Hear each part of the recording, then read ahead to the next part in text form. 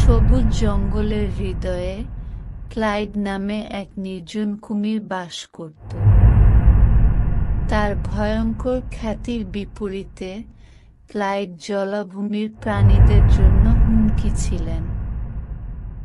পরিবর্তে গল্প বলার প্রতি তার এক অদ্ভুত আকর্ষণ ছিল।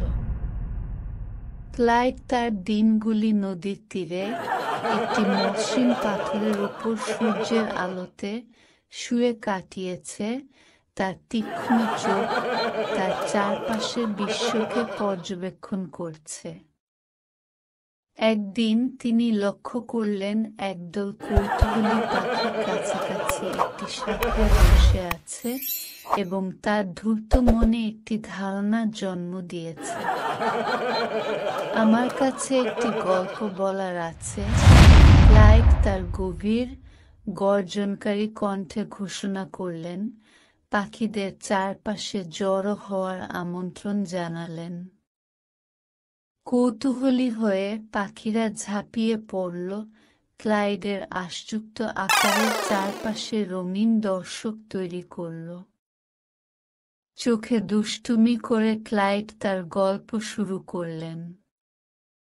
অনেক দিন আগে এই নদীর গভীরে ফিনলে নামে একটি কিংবদন্তি মাছ বাস করত। ফিনলে কোনো সাধারণ মাছ ছিল না, তার আঁশ ছিল যা চাঁদের মতো ঝলমল করে এবং একটি লেজ ছিল যা অন্ধকার জ্বলে জ্বলত। ক্লাইড তার গল্প চালিয়ে যাওয়ার সাথে সাথে জঙ্গলের প্রাণীরা দর্শকদের সাথে যোগ দেয়। ব্যাঙ উত্তেজনায় কুঁকড়ে উঠল এবং প্রজাপতিরা বাতাসে নেচে উঠল, মন্ত্রমুগ্ধের আখ্যান দ্বারা আঁকা। ফিনলে ক্লাইড স্বভাব সহকারে বর্ণনা করেছেন একটি জাদুকরী ক্ষমতার অধিকারী ছিল।